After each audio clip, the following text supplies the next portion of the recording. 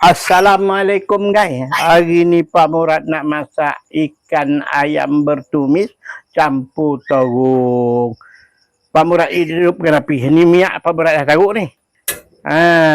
Panih minyak ni kan. Pak Murad masukkanlah barang-barang dia. Minyak pun dah panih. Pak Murad masukkanlah barang-barang dia. Inilah dia barang dia. Kunyit, cili api, limulih. Cili hidup yang merah tu 2 leh. Cili hidup hijau 2 leh. Jadi bawang putih, bawang merah, halio.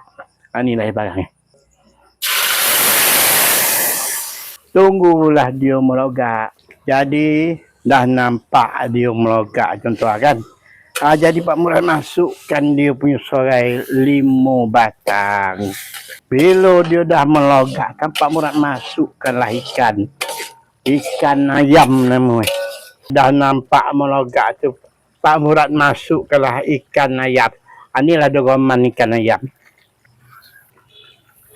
Bila dia dah berau dengan cili ni sekarang, Pak Murad masukkanlah barang yang lain-lain pula. Tunggulah dia melogak. Nampak pun dia dah melogak. Jadi Pak Murad masukkan santan dia. Ni santan dia, santan pokat. Ni dah. Dan Pak Murad masukkanlah asam koping. Sekoping. Ambil raso. Masam sikit lah. Kok ada raso masam itu kan. Nampak dah melogak. Pak Murad masukkanlah garamnya dulu. Secukup raso. Dan Pak Haji naik motor pun secukup raso. Persedap ni pun secukup raso. Jadi kacaulah dulu.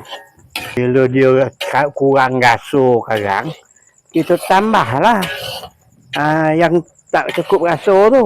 Dah nampak melogak, nampak cantik melogak tu, kita masukkanlah terung.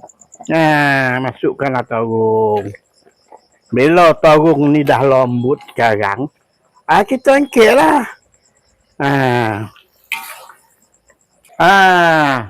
Dah pun masak. Jadi Pak Murad tutupkanlah dia punya api dulu. Dia dah masak. Guys, inilah hasilnya. Berminyak muncung guys. Mantap.